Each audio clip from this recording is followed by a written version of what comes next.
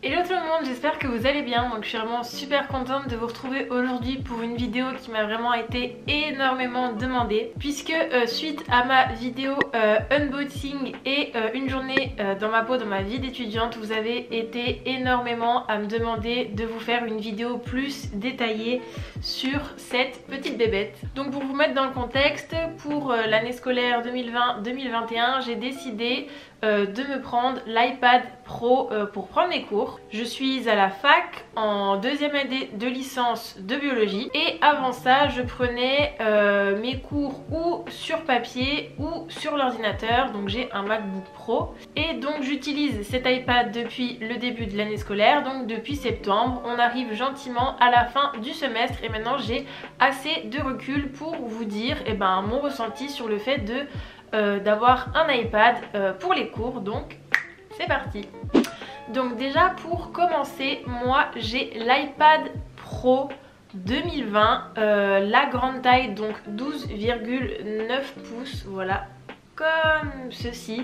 Donc ça équivaut à peu près à la taille de l'écran d'un ordinateur normal, où c'est plus ou moins aussi le format d'une feuille A4. Je l'ai pris en 256 Go, c'est le même stockage que j'avais sur mon Mac. Et en plus de ça, l'avantage sur les iPad Pro, c'est que maintenant on a un port USB-C, donc je peux totalement brancher un disque dur externe dessus si j'en ai envie.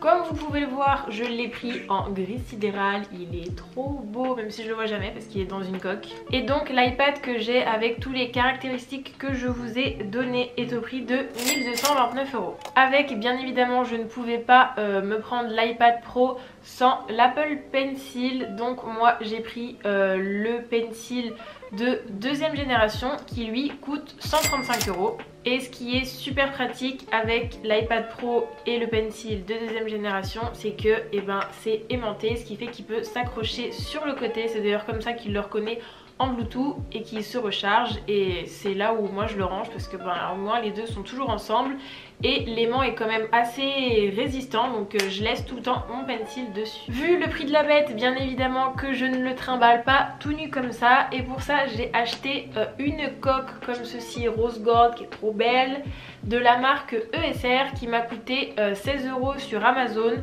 Donc voilà, ici un peu rose transparent, le devant rose gold, avec ici un rabat pour bien d'ailleurs je l'ai pas mis, un rabat pour bien refermer l'Apple Pencil. Et en plus de ça, vous savez, c'est les coques qui se replient comme ça. J'arrive pas, je galère, mais en gros vous avez compris, ce qui fait que du coup genre je peux le poser et ça tient comme ça. Donc voilà pour ce que j'ai moi. Je n'ai pas de protection d'écran. Faudrait peut-être que j'en achète une. Et je n'ai pas non plus pris de clavier Bluetooth compatible avec un iPad. Pas encore du moins, mais ça on en reparlera après. Donc ce qu'il faut savoir, c'est que cette vidéo je l'ai déjà tournée une première fois, sauf que je partais dans tous les sens, c'était beaucoup trop brouillon. Du coup, pour me donner un petit peu une ligne directrice et vous donner vraiment les informations dont vous aviez vraiment besoin, je vous ai mis une story sur Instagram où je vous ai demandé de me poser toutes vos questions par rapport à mon iPad et comment je prends mes cours avec. Donc je vais tout de suite passer à la deuxième partie où je réponds à vos questions. Première question, et une qui est revenue énormément, la meilleure application pour prendre des notes avec l'Apple Pencil. Alors moi je prends tous mes cours avec une application qui s'appelle GoodNote 5 et c'est une application payante à 9,99 € sur l'Apple Store. Mais vous me direz, quand on a déjà mis plus de 1000 € dans un iPad, on n'est plus à 8 € près pour une application. Surtout que c'est vraiment l'application que je me sers le plus sur mon iPad. Je prends littéralement tous mes cours dessus et franchement c'est rentabilisé de ouf. Donc c'est une application en gros de prise de notes, feuille blanche, carnet, comme vous voulez, qui me permet donc de prendre tous mes cours à la main, d'écrire, de surligner, de faire des schémas, d'insérer des images, des captures d'écran. Je peux aussi mettre du texte. C'est vraiment là-dessus que je prends mon cours, c'est ce qui c'est là-dessus que je fais mes cours, c'est mes cahiers de cours littéralement. Ce qui est aussi super bien avec cette application, c'est que mes cours, une fois qu'ils sont finis, je peux, si j'en ai envie, les exporter au format PDF ou en image. Donc si je veux les imprimer, c'est possible. C'est une application qui est aussi capable d'ouvrir d'autres documents, donc qui est capable d'ouvrir des fichiers Word, des PDF et aussi des diaporamas, donc ce qui est vraiment très pratique si vous recevez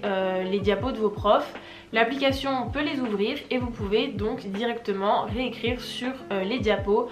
Pareil pour les PDF, si on vous donne des textes à étudier, vous pouvez directement surligner ou annoter dessus et c'est franchement super pratique. Deuxième application que j'utilise avec l'Apple Pencil, et ça franchement on va pas se mentir, j'ai un peu été influencée par TikTok, c'est Procreate. Donc Procreate, si vous connaissez pas, c'est en gros une appli de dessin littéralement, pareil, qui est payante, 10 ou 11 euros je crois sur l'Apple Store, qui est un petit peu plus cher.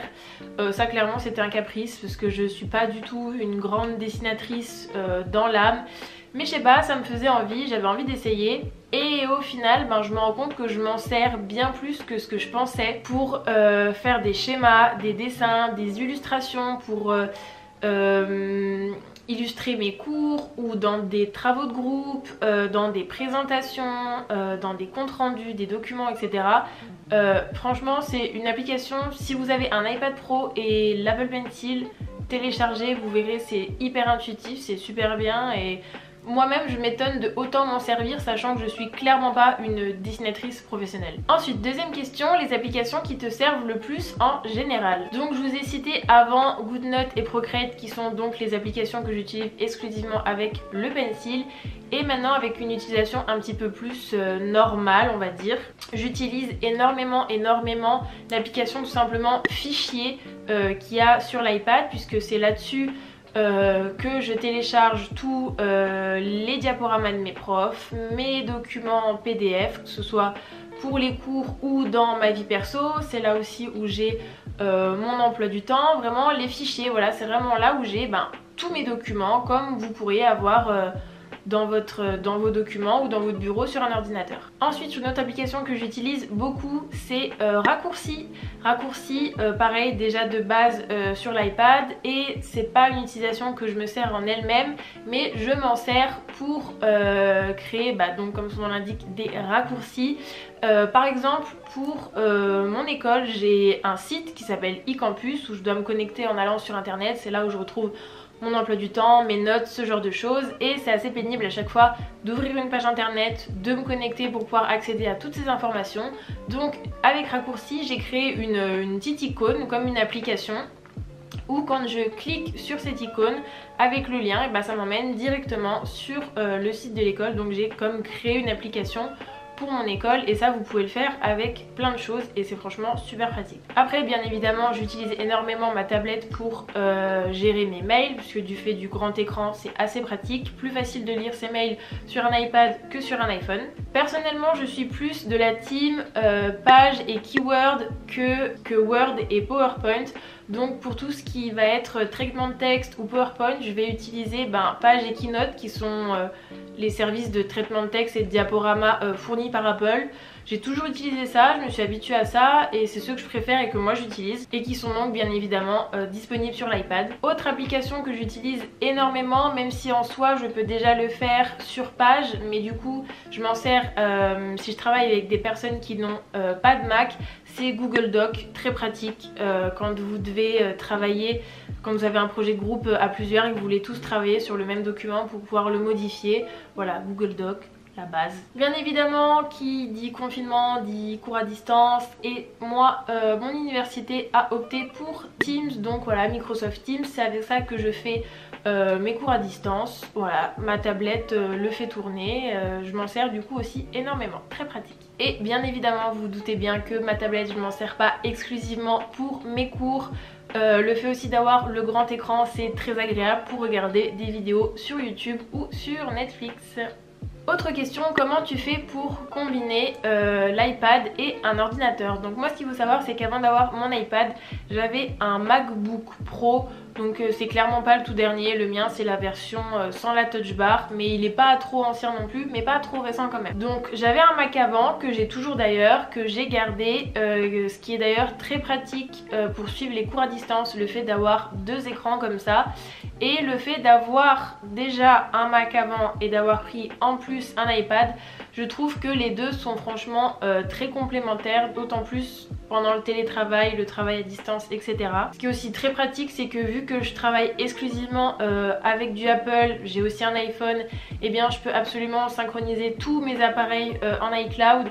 Donc tout ce que je vais avoir sur mon ordi, je vais aussi l'avoir sur ma tablette, je vais aussi le voir sur mon téléphone. Donc peu importe où je suis ou sur quel appareil je suis, j'ai absolument tout qui est réuni ensemble, et ça c'est vraiment super pratique, faut que j'arrête de dire ce mot. J'utilise aussi beaucoup AirDrop entre mon Mac et mon ordi quand des fois je suis le cours Teams sur mon ordinateur, il y a une diapo que le prof n'a pas mis ou il a rajouté des choses dessus, capture d'écran sur mon ordi, AirDrop sur mon iPad, copier-coller dans mon GoodNote et c'est fait en 2 secondes 50, c'est génial. Autre question qui est aussi revenue de nombreuses fois: est-ce que tu arrives à bien écrire ou est-ce que ça change ton écriture? Donc je vais pas vous mentir, au tout début quand j'ai reçu mon iPad, forcément la première chose que j'ai fait c'est aller dans les notes et essayer d'écrire.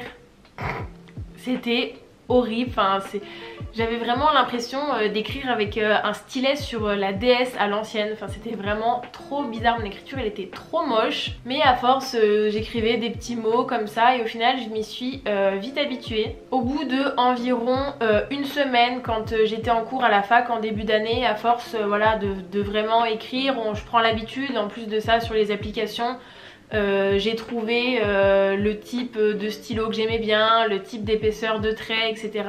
adapté à la pression aussi, puisque le pencil avec la tablette est sensible à la pression, à l'inclinaison, etc. exactement comme un vrai stylo. Et au bout d'une semaine, j'ai franchement pris l'habitude et maintenant mon écriture sur mon iPad est sensiblement la même que quand j'écris sur papier, sachant que de base j'ai pas une écriture incroyable, mais maintenant voilà, j'écris aussi bien sur la tablette que sur le papier. C'est comme tout, c'est une question d'habitude. Et je sais en plus que maintenant il y a des protections d'écran qui existent, ça s'appelle ça des Paperlike, je crois même que c'est le nom de la marque. Une protection d'écran qui est justement un petit peu mat, et du coup quand on écrit apparemment dessus avec le pencil, on a l'impression, comme la sensation d'être sur du papier.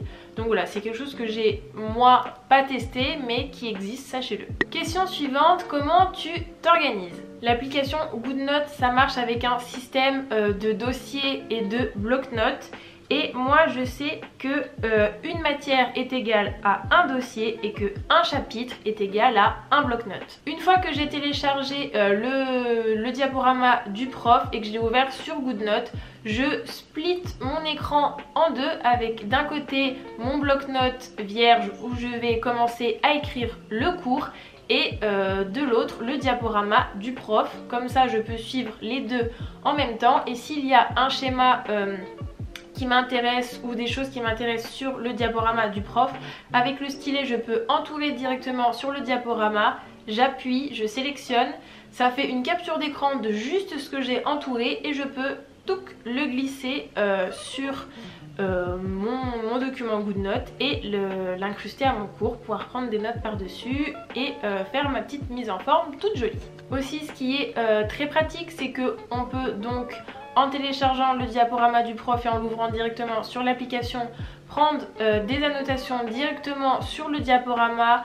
Si vous avez des profs qui font des diapos avec déjà pas mal de textes ou qui sont déjà très complets, vous pouvez juste rajouter des petites notes dessus à la main, ça c'est très pratique. Si on vous donne des documents, textes, des PDF ou ce genre de choses, pareil, vous pouvez les ouvrir sur l'application, les surligner et les annoter. Et aussi, moi c'est quelque chose dont je me sers énormément en TD par exemple. Normalement les TD, donc c'est les séances où on fait des exercices, donc les profs nous donnent, quand on allait en cours, des polis qu'on remplissait, les questions, il y avait des espaces blancs pour faire les exercices, sauf que maintenant on les télécharge et on le fait à la maison, sauf que moi du coup je l'ouvre directement le poli sur GoodNote et je peux directement écrire sur le poli sur ma tablette.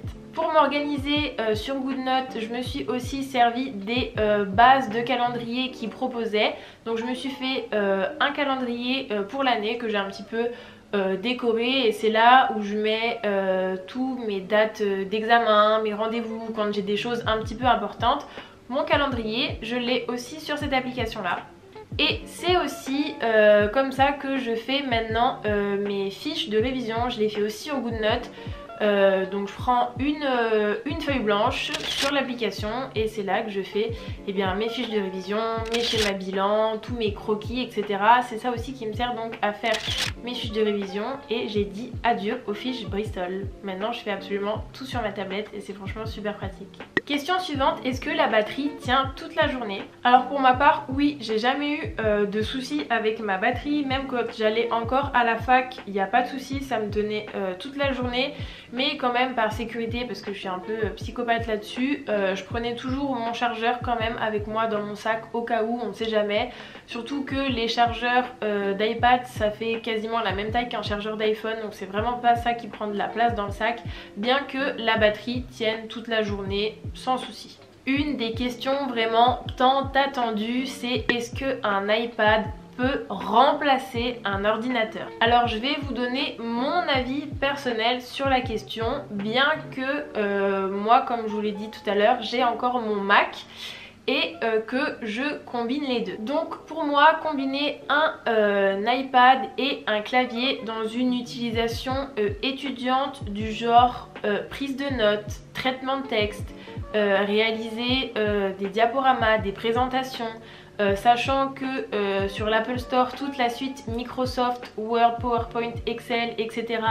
Est gratuite. Vous avez aussi tout ce que moi j'utilise, donc Page, Keynote, etc. Donc tout le set d'Apple qui fonctionne sur l'iPad pour justement faire tous les rendus qu'on peut nous demander en tant qu'étudiant. C'est génial aussi pour aller sur internet avec ce système de pouvoir splitter les écrans, ouvrir un doc et à côté avoir sa page internet exactement comme on pourrait le faire sur un ordinateur classique. Exactement pareil avec ce système de splitter les écrans pour encore plus dans cette période avoir d'un côté le cours en visioconférence et de l'autre côté votre document sur lequel vous prenez votre cours, c'est totalement possible. L'iPad est totalement capable de télécharger tout type de fichiers, comme je vous l'ai dit, des Word, des PDF, etc.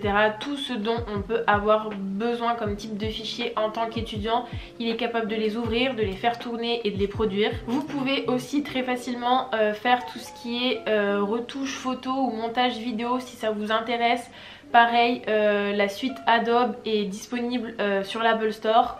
Et pour le logiciel de montage, vous avez tout ce qui est iMovie et d'autres. Donc vraiment pour une utilisation étudiante, en plus du côté de pouvoir aller sur Netflix, YouTube, Facebook, Instagram, tout ce que vous voulez.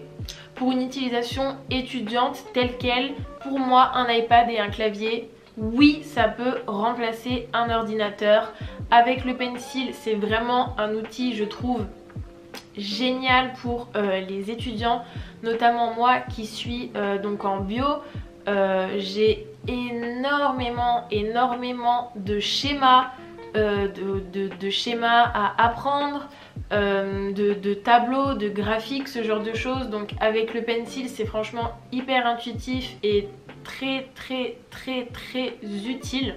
Après, ça peut aussi très bien fonctionner pour des étudiants entre guillemets plus littéraires, comme par exemple du droit, où je pense qu'on travaille exclusivement sur du texte. Si vous prenez le clavier, voilà, ça vous fera exactement pareil que sur un ordinateur, avec ce côté en plus de pouvoir surligner avec le Pencil, ce genre de choses. La seule limite pour moi sera de si vous avez selon vos études ou dans votre vie perso le besoin de télécharger des logiciels très spécifiques qui peuvent tourner exclusivement sur des ordinateurs.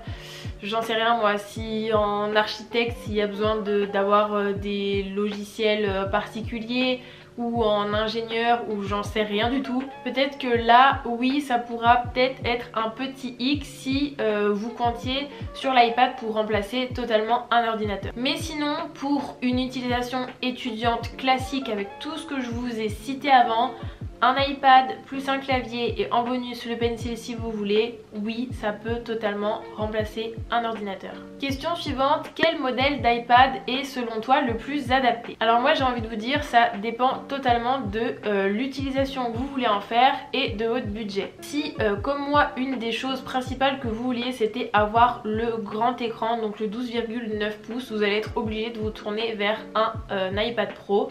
Donc moi j'ai le 2020, il existe aussi le 2018 qui a l'écran vraiment l'écran total là comme les iPhone 10, 11, 12. Et il y a aussi les iPad Pro de précédentes générations qui ont encore les bords mais qui sont aussi disponibles en grande taille. Après si vraiment vous cherchez à vous prendre un iPad pour les cours pour faire globalement comme moi, c'est-à-dire de la prise de notes avec le pencil, je vous ai préparé 3 petits sets, 3 petites possibilités selon vos budgets. Donc pour reparler de mon cas avec l'iPad Pro 2020 12,9 pouces, donc la grande taille en 256 Go, donc l'iPad est à 1229 € et avec l'Apple Pencil de deuxième génération à 135 €. Vous avez le premier pack, on va dire, un petit peu le plus pour 1364 €. Sachant que pour un Mac, si vous hésitez entre les deux, vous désirez changer, pour un Mac on est entre 1100 et 1500 € selon si vous prenez un MacBook Air, un Pro et le stockage que vous allez prendre. Donc on est plus ou moins dans la même gamme de prix, voire l'iPad Pro peut être moins cher. Après je vous ai fait le petit set middle gamme on va dire, avec néanmoins le tout dernier iPad qui est sorti, l'iPad Air 4, donc qui est lui cette fois plus petit, enfin c'est la taille des iPads normaux, c'est pas la grande taille de l'iPad Pro, il existe juste en taille basique d'iPad qui est à 10,9 pouces. En 256 Go, il est à 839 € et aussi compatible avec le pencil de deuxième génération à 135.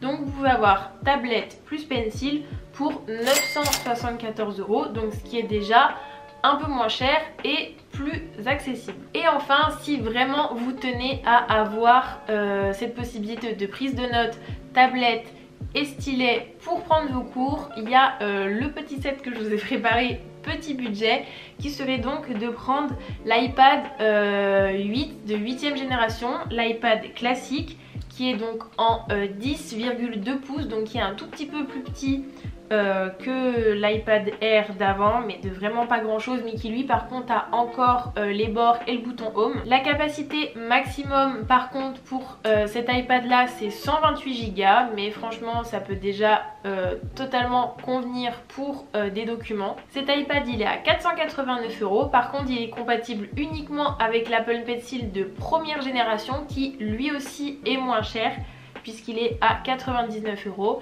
Donc dans le côté petit budget, avec cet iPad et ce pencil, on est à 588 €, donc ce qui est encore plus accessible comparé à un iPad Pro ou même à un ordinateur tel quel. Donc voilà, moi je vous ai proposé ces 3 petites solutions là, sachant qu'il y a encore d'autres iPads qui existent avec des capacités de stockage différentes, donc les prix peuvent varier, mais là j'ai essayé de vous donner un petit peu l'équivalent à chaque fois. Tout ça pour dire que pour moi le combo tablette plus stylet pour un étudiant c'est vraiment génial. Après tout dépend de l'utilisation que vous allez en faire et aussi de votre budget, mais voilà je vous ai proposé ces 3 solutions là, sachant que moi j'ai eu la possibilité d'avoir l'iPad Pro avec le stylet et franchement j'en suis vraiment très contente. Dernière question, montre-nous comment tu fais tes fiches. Alors cette vidéo est déjà très longue et je pense que vous montrer comment je fais mes fiches directement sur GoodNotes, comment je prends mes cours, ça mériterait peut-être d'être le sujet entier d'une autre vidéo. Donc dites-moi si ça vous intéresse que je fasse une vidéo vraiment exclusivement sur ben vraiment en soi un peu l'application GoodNotes, comment moi je m'en sers, mes petits trucs et astuces pour utiliser l'application, comment je prends mes cours et comment je fais mes fiches de révision.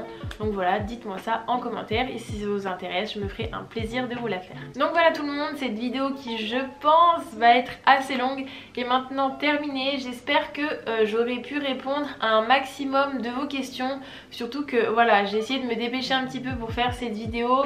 Là je sais qu'il y a Noël qui arrive, j'arrête pas de voir partout dans mes pubs que la Fnac ou Darty, ce genre de choses, allaient faire des promos pour Noël sur des iPad Pro. Donc c'est peut-être le moment d'économiser un petit peu d'argent tout en vous faisant plaisir, et ça peut peut-être être aussi une idée de cadeau de Noël. Donc voilà, c'est pour ça que je me suis dit que cette vidéo allait pouvoir être très utile pour vous. J'espère que j'aurai pu répondre à toutes vos questions. Si c'est pas le cas, allez me suivre sur Instagram puisque c'est là que je vous avais mis le petit sondage où je vous avais demandé de me poser toutes vos questions. Donc si jamais pour la prochaine vidéo, sachez que c'est là-bas qu'il faut me suivre, et vous pouvez aussi me poser toutes vos questions en DM. J'essaie de faire mon maximum pour vous répondre, même si vous êtes de plus en plus nombreux à me suivre et à m'écrire, donc ça devient un petit peu plus compliqué, mais je fais mon maximum pour, et ça me fait franchement super plaisir et j'en suis très reconnaissante. Si cette vidéo t'a plu et que c'est la première fois que tu tombes sur ma chaîne, moi c'est Marine et ici je te partage un petit peu toute ma vie et mon quotidien d'étudiante. Donc si toi aussi t'es étudiante ou simplement curieuse, je t'invite à t'abonner à ma chaîne, ça me ferait très plaisir, et à me laisser un petit pouce en l'air si cette vidéo t'a plu et à me dire ce que tu en as pensé dans les commentaires. Voilà, fini le blabla, cette vidéo est officiellement terminée. Je vous fais de très gros bisous et je vous dis à la prochaine. Ciao. Je vais encore passer 3 heures sur le montage de ça moi.